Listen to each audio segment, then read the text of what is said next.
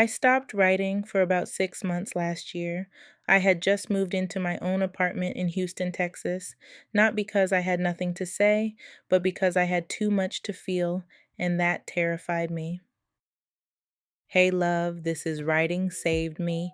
I am Miss Winn, and I am here because sometimes silence isn't the end of the story, it's where it begins again. Have you ever noticed how quiet seasons feel uncomfortable, especially for writers? We think if we're not producing, we're falling behind or that we've got some kind of a block. But hang on, here's what I've learned. What if silence is actually sacred? What if silence doesn't mean you're stuck? What if it means it's time for you to start listening? Repeat after me. I'm not blocked, I'm becoming. Because let's talk about writer's block for a second. You know what nobody tells you? Writer's block isn't a wall, it's a message. It's your soul saying, slow down. There's something here you need to feel before you can say it. I believe that the best writers aren't the most disciplined, they're the most honest. Yes, discipline keeps you writing, but honesty about where you are and how you're doing and feeling keeps you alive while you write. The legendary Toni Morrison once said, if there's a book you want to read, but it hasn't been written yet, then you must write it. And you know what? Sometimes that book isn't a story. It's your next chapter of healing, your next version of you. So let me be really clear about something. There's this lie floating around that says, if you're not writing, you're failing. Let's cancel that right now. The page isn't judging you. The page is patient. Your pause is not punishment, it's preparation. That's why Writing Saved Me is phase 0 of the Winn way. It's where we focus on healing the writer, not just the writing, because before you can publish a book or continue to publish books, you have to come home to yourself.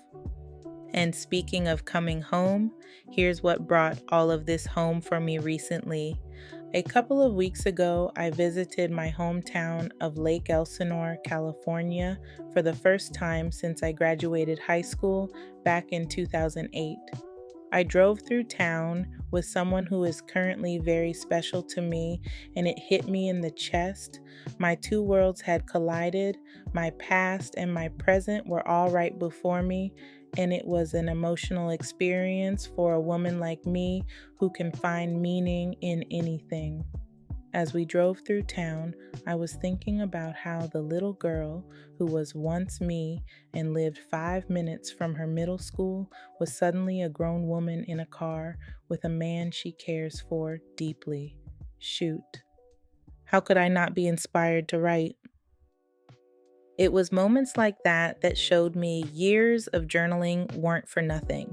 It made me more aware. Often I would just write down things I'm aware of in my day-to-day. Awareness is something I learned about years ago when I was studying to be a therapist who specialized in trauma patients. But even long before then, I've been writing since I was 8 or 9 years old, after I received a diary with a cheap lock on it as a birthday or Christmas gift. My diary was my way to communicate with my invisible friend. It was my way to express myself and say the things I wouldn't, didn't, or wished I'd said out loud. That little diary became my first safe space, and that safe space, it grew up with me. So here's what I want you to do this week. Take 5 minutes, just 5, and write a gratitude list for your own growth. Not your achievements, not the things you posted, your growth. Write down what you've survived, what you've learned, what you've let go of. If you feel inspired and open, share it with us in the Writer's Circle. It's free and it might just change everything. Link is in the description. And I'm telling you this because I've seen it work. Every author I've ever worked with has had their life changed by their book. Not because it became a bestseller, but because their book opened doors. Their book was the key to new opportunities, to healing old wounds, to finally being seen the way they always wanted to be seen. Your book isn't just a product, it's a portal. As I wrap this up, here's what I want you to remember. Healing is not the opposite of progress, it is progress.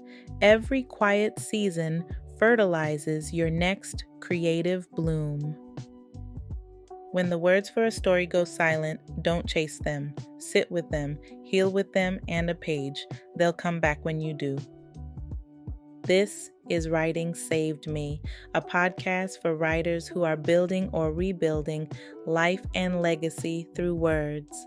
And remember, don't just live your story, write it. The Winn way, because your story matters.